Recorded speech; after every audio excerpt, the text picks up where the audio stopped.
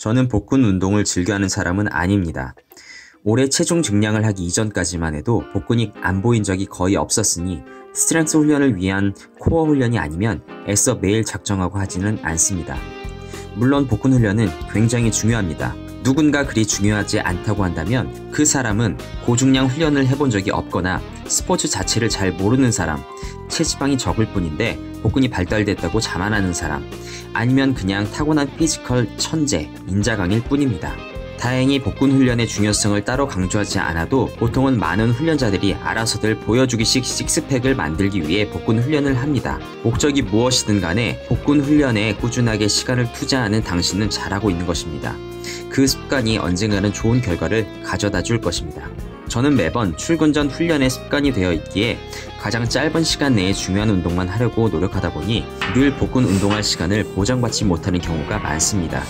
어떻게 보면 복근 훈련의 우선순위를 다른 훈련보다 더 아래로 두었기 때문인데 이러한 약점이 될 수 있는 부분을 보완하기 위해 무슨 방도를 생각해 내야만 했습니다. 또한 턱걸이 훈련은 저에게 중요한 훈련이지만 최대한 많이 하려고 해도 매번 하기에는 시간이 너무 부족한 게 사실입니다. 주 3에서 4회의 전체 훈련에서 턱걸이를 매번 안 한다면 결국 주 1, 2회밖에 못한다고 봐야 하고 이는 성장에 있어 너무 더딘 결과를 가져다 준다고 생각했습니다.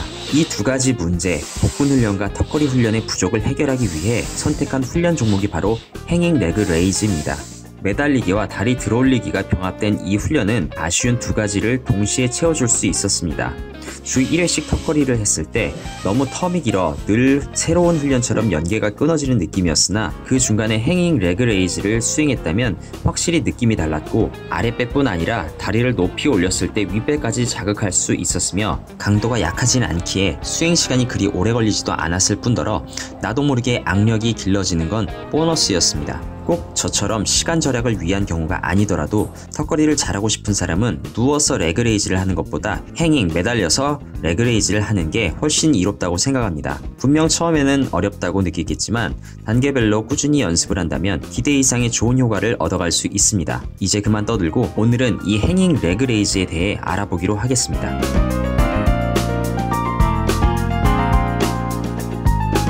이 훈련을 처음 하는 사람이 매달린 채 다리를 머리 높이까지 들어 올리는 건 하기도 어려울 뿐더러 성공하더라도 단회성에 끝나게 되어 큰 효과를 볼 수 없습니다. 그리고 잘못하면 복근 훈련을 하려다 어깨 부상이 올 수도 있습니다. 따라서 초보자는 초보자에 맞게 기초부터 훈련하기 시작하여 점차 단계를 높여나가는 것이 중요합니다. 일단 누워서 레그레이즈를 하는 것부터 시작하는 게 좋겠지만 매달리는 것부터를 시작으로 한다면 그 순서는 기본적으로 다음과 같습니다.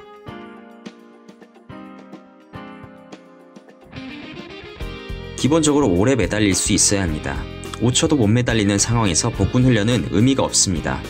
어떻게든 하고 싶은데 악력이 부족하다면 스트랩을 사용해도 좋으나 너무 남용하진 말고 가급적 탄마가루를 바르던 빨간 목장갑을 끼던 맨손으로 꾸준히 잡고 버티는 훈련도 병행하는 게 좋습니다. 혹시 과체중이면서 근육량이 적은 사람은 어깨 관절이 상할 수가 있으니 과한 욕심을 부리지 않도록 해야 합니다. 이런 분들은 나중을 위해 매달리기 연습을 조금씩 해두어도 좋으나 본격적인 복근 훈련은 누워서 하는 훈련으로 따로 해야 합니다.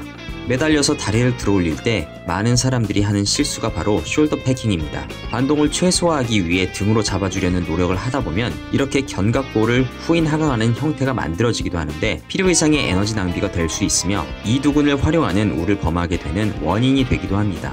따라서 데드행으로 매달려주는 것이 오히려 더 자연스러운 행잉 레그레이즈 동작을 가능케 합니다. 에너지 소모를 줄이는 데다 데드행으로 매달려 있다고 해서 등이 자신의 역할을 안 하는 것도 아니기 때문입니다.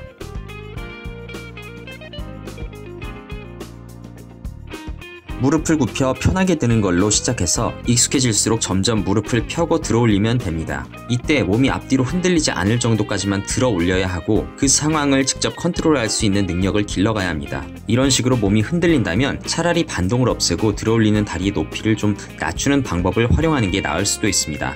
다리가 높이 올라갈수록 난이도가 높아지고 운동 효과도 커지는 게 맞지만 그만큼 반동이 커져 몸의 안정성을 떨어뜨리는 것도 사실입니다.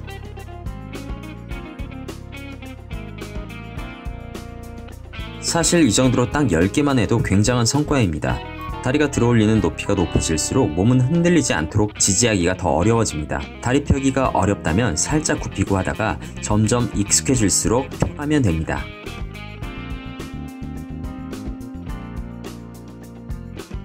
예상하는 만큼 굉장히 난이도가 높은 동작으로 보통은 무릎을 다 펴고 올리지는 못합니다. 그리고 가동 범위가 큰 만큼 상하부 복근 전체가 사용되므로 효과는 좋으나 자기도 모르게 반동을 이용하는 경우가 많이 생기게 됩니다. 크로스핏에서 쓰이는 토투바 동작이 아닌 이상 반동을 만들지 않은 상태로 움직여야 합니다. 꽤 힘이 되는 만큼 안정감을 찾기 위해 등이 아닌 이두근을 사용하려는 경향도 보이는데 당연히 잘못된 방법이니 이두근을 사용하여 당기지 않게끔 유의해야 합니다. 당신의 몸을 지탱하기에 이두근의 활용은 너무나 비효율적이기 때문입니다. 그리고 다리가 들어 올려졌을 때 몸은 최대한 수직으로 서 있도록 노력해야 합니다. 편하게 다리를 들어 올리기 위해 몸을 의도적으로 뒤로 젖히지 않도록 유의해야 합니다. 여러분들이 지금까지의 영상을 단지 보기만 하고 실천하지 않는다면 저는 여기까지의 영상으로 마무리를 지으면 됩니다. 하지만 분명 시도해보시는 분들이 있을 것이기에 어쩔 수 없이 몇 가지 부연 설명을 더 해야 할 것 같습니다. 왜냐하면 해보시면 알겠지만 이 행잉 레그 레이즈를 수행하는 데 있어서 가장 중요한 키 포인트는 반동이기 때문입니다. 무책임하게 이 부분을 묵인하고 지나간다면 양심에 찔리기 때문에 좀 더 성의 있게 추가로 영상을 만들어 보겠습니다. 이 반동이란 걸 얼마나 잘 제어하느냐 또는 활용하느냐에 따라 훈련 방식의 차이는 크다고 볼 수 있습니다. 조금 전까지 설명한 방법은 반동을 활용하지 않고 단지 제어하는 식의 훈련인데 이렇게 하려면 사실 다음 사진과 같이 다리가 완전히 바닥으로 떨어지지 않도록 살짝 들어줘야 합니다. 이렇게 하면 가동 범위가 좁아지는 단점은 있지만 반면에 복근이 쉴 틈이 없이 어느 정도는 계속 수축된 상태로 있게 됩니다. 게다가 반동을 효과적으로 줄일 수 있는 방법이기도 합니다. 따라서 행잉 레그레이즈를 할 때에는 허리를 지면과 수직으로 평평하게 한다라는 생각으로 시작하는 게 좋습니다. 다시 한번 말하지만 이는 근본적으로 반동을 최소화하기 위한 조치입니다. 여기를 보시면 시작 지점에서 다리가 살짝 들려있는 게 보일 것입니다. 만약 다리가 땅으로 늘어진다면 오른쪽 사진과 같이 허리 아치가 발생하고 복근의 긴장은 풀어집니다. 이렇게 되면 몸이 앞뒤로 더욱 흔들릴 가능성이 커지고 그걸 제어하기 위해 더 많은 에너지가 소모될 수밖에 없습니다. 이 반동이란 걸 완벽히 제어하는 능력을 기르는 데에는 초보자 입장에서는 꽤나 오랜 시간이 걸릴 수 있습니다. 게다가 동작까지 매우 느리게 해야 하기 때문에 턱걸이를 잘하는 사람이라도 좋은 악력과 코어를 가지고 있지 못하다면 스스로의 제어를 통한 완벽한 행잉 레그레이즈를 하기는 정말 어렵습니다. 그렇기 때문에 우리는 이 중요한 반동 요소를 제어할 수 있는 방법을 찾아보고 적용할 필요가 있습니다. 행잉 레그레이즈는 어떻게든 몸통으로 안정화시킨 상태로 다리를 들어 올릴 수 있는 게 관건입니다. 반동을 제어하는 데 쓰이는 에너지의 소모만 줄일 수 있다면 더욱 복근 작게 집중할 수 있게 되며 비축한 에너지로 더 많은 횟수를 진행할 수 있게 됩니다. 적어도 팔이나 어깨가 아파서 또는 악력이 부족해서 포기하는 경우가 많이 줄어들 것입니다. 첫 번째로 철봉 기둥에 등을 기대고 시행하는 겁니다. 그립을 아래와 같이 뉴트럴 그립으로 잡고 등을 기둥에 밀착시킨 후 다리를 들어 올립니다. 이때 발이 맞은편 기둥에 닿을 것 같으면 다리를 벌리고 올리면 됩니다. 세트별로 왼손 오른손의 위치를 번갈아 가면서 바꿔주도록 하고 이렇게 등을 기대어 하더라도 큰 반동을 주면 등이나 엉덩이를 기둥에 부딪힐 수 있으니 유의하도록 하시기 바랍니다. 두 번째로 문틀 철봉에서 문을 닫은 채 등을 고정하는 겁니다. 만약 방문 틀에 철봉을 끼우고 수행하는 훈련자라면 아주 간단히 문제를 해결할 수 있습니다. 물론 이게 문을 닫았을 때 손이 들어갈 여유가 있느냐가 문제긴 한데 일단 철봉을 잡을 수 있고 등을 기댈 수만 있다면 행잉 레그레이즈를 고립하여 수행할 수 있는 좋은 여건을 만들 수 있습니다. 혹시 아직 문틀 철봉을 설치하지 않고 설치할 예정인 훈련자라면 저 부분을 고려하여 설치하면 더 좋을 듯 합니다. 아무튼 이게 방문을 닫고 하는 훈련이라 생각하고 이야기해보자면 좌측 사진은 몸이 뒤로 너무 기울여졌습니다. 유연성 부족이라면 그저 무릎을 살짝 굽혀주면 되지 억지로 저렇게까지 올릴 필요는 없습니다.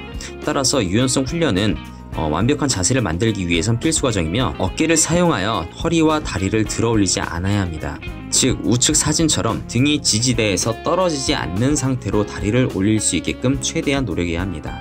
여기 좌측 사진처럼 무릎을 굽힌다고 큰일 날 건 아니지만 우측 사진처럼 무릎을 다 펴는 게 더 완벽한 동작이긴 합니다. 실제로 무릎을 구부린 상태와 편 상태의 복근 자극을 비교해 보길 바랍니다. 어차피 상체와 골반의 각도가 일정한데 뭐가 다르겠냐고 묻는다면 쉽게 생각해 보시길 바랍니다. 덤벨을 가지고 프론트 레이즈를 할 때 팔을 굽히고 들어보고 아니면 완전히 펴서 들어보시기 바랍니다. 어떤 게 더 힘들고 자극이 크다고 생각하십니까? 더불어 무릎을 펴고 들었을 때 전신의 협응력과 대퇴근의 수축으로 인해 얻는 이득까지는 덤입니다. 세 번째로 보조자가 등을 받쳐주고 시행하는 겁니다. 매우 번거로운 방법이지만 파트너가 있으면 확실히 도움을 받을 수 있습니다. 파트너가 귀찮아한다면 어쩔 수 없지만 턱걸이를 보조해주는 것처럼 당신의 등을 받쳐준다면 지지대와 동일한 효과를 볼 수 있습니다. 네 번째로 매 회마다 발을 땅에 놓기입니다. 이건 그냥 등을 지지할 수 없는 상황일 때 발로 대신 반동을 없애는 방법이라 할 수 있습니다. 매달리는 봉의 높이가 잘 맞아야 써먹을 수 있는 방법이긴 한데 일단 여유롭게 땅에 다리가 닿는다면 적용할 수 있습니다. 땅에 발이 닿지 않는 상황이면 박스나 벤치를 발 아래 놓고 이용해도 좋습니다. 좌측 사진처럼 저렇게 다리를 뒤로 놓으면 내리는 과정에서부터 반동이 일어납니다. 따라서 우측 사진처럼 상승 후 떨어뜨린 발을 바닥 앞에 놓고 다시 들어올리는 방법을 사용하면 좋습니다. 지금까지 설명한 이 4가지 방법들을 이해하고 받아들일 때 오해하지 말아야 할 부분은 바로 이것입니다. 절대 낮은 수준의 훈련자만 반동 제어 방법을 활용하는 게 아닙니다. 턱걸이를 한 개도 못해서 보조장치를 하는 것처럼 이 반동 제어하는 방법을 쓰는 거라 생각하시면 안 됩니다. 이건 보다 효율적으로 훈련하기 위한 옵션일 뿐입니다. 저와 같이 짬짜면을 좋아하는 사람도 있는 반면 짜장이나 짬뽕을 그때그때 선택하여 따로 시켜 먹는 걸 좋아하는 사람도 있습니다. 등의 발달과 동시에 복부를 포함한 전신 코어의 활용을 목적으로 하는 거라면 아무 지지대 없이 매달려서 반동을 최소화하도록 연습하면 되는 것이고, 오로지 복근을 더 집중 있게 자극하고 싶다면 지금까지 설명했던 4가지 방법을 사용하는 게 좋습니다. 자, 이즈음이면 어느 정도 행잉 레그레이즈에 대하여 이해한 바가 이전보단 클 것이라고 생각합니다. 하지만 그래도 한 가지 뭔가 찜찜한 게 있는데 그건 바로 속도입니다. 생각해보면 제가 다 천천히만 해야 한다고 말씀드렸지 빠르게 해야 한다고 언급한 적은 없었던 것 같습니다. 그러나 속도의 조절은 목적에 따라 다르기에 어떤 게 좋고 나쁘고를 결정짓기보다는 이런저런 방식이 있는데 목적에 맞게 활용하세요 라는 정리가 필요할 듯 합니다. 그래서 마지막으로 설명하고자 하는 게 크로스핏식 레그레이즈인 토투바입니다. 느린 훈련이 싫고 반동을 제어하는 것 자체가 짜증나는 데다 다이나믹한 퍼포먼스를 좋아하는 훈련자라면 크로스핏식 레그레이즈를 훈련해보는 방법을 추천합니다. 물론 크로스핏에서도 토투바 훈련을 무조건 반동을 줘서 해야 하는 건 아니다만 궁극적으로는 가장 안정적인 자세로 빠르게 수행하기 위한 방법을 택해야 하기에 반동이 배제될 수는 없을 것입니다. 조금 귀찮더라도 차근차근 단계를 밟아 나가다 보면 처음 매달려서 갖게 되는 무력감과 당혹감을 느끼지 않아도 되기에 바닥에 누워서 하는 훈련부터 실시하기를 권장합니다. 이런 단계별 훈련은 꼭 크로스핏식 레그레이즈 토투바에서만 해당되는 게 아닙니다. 매달리기에 자신 없는 모든 훈련자들이 행잉 레그레이즈를 하기 전에 거쳐가면 좋을 훈련 방식입니다. 누군가 훈련자의 팔을 잡아 다리를 마음 놓고 들어올릴 수 있는 지지대가 되어주던가, 아니면 이 사진처럼 훈련자 스스로가 무거운 케틀벨을 쥐고 몸을 고정시키는 형태를 취해도 좋습니다. 누워있는 상태 또는 누워서 발 뒤꿈치가 땅에 살짝 떨어져 있는 상태가 바로 시작 자세입니다. 1. 무릎을 들어 다리를 굽힌다. 2. 무릎을 편다. 3. 무릎을 접는다. 4. 시작 자세로 돌아온다. 이 방법을 선택하여 계속 훈련하다가 할만해지면 아래와 같이 무릎을 편 상태로 다리를 들어 올리는 단계로 넘어가면 됩니다. 특히 햄스트링, 허벅지 뒷부분 근육이 타이트한 유연성과는 거리가 먼 사람이라면 무릎을 조금은 굽힌 상태로 해도 좋으나 꾸준한 스트레칭을 통해 최종적으로는 등이 너무 많이 땅에서 떨어지지 않도록 노력하는 것이 좋습니다. 과체중자의 경우 누워서 하는 단계까지만 하는 게 좋을지도 모릅니다. 하지만 저는 조금이라도 더 기능적이면서 실전적인 운동을 권장하는 바이기에 시간이 걸리더라도 라잉 레그레이즈가 아닌 행잉 레그레이즈를 할 수 있는 몸 상태와 능력을 만들어가기를 추천합니다. 매달려서도 누워서 하는 것과 같이 무릎을 들어 올리고 무릎을 펴고 다시 무릎을 접고 내려놓는 과정이 동일합니다.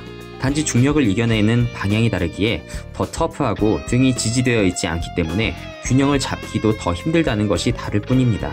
누군가가 등이라도 받쳐주면서 도와주면 할만하겠지만 그게 아니라 혼자 매달려서 하려면 몸이 말을 안 들을 것이 뻔합니다. 반동을 죽인 상태에서 저 동작을 하는 건 기계체조 선수에 가까운 실력자가 아닌 이상 쉽진 않을 것이니 매달리는 순간부터는 이제 반동에 익숙해지는 게 좋다고 봅니다.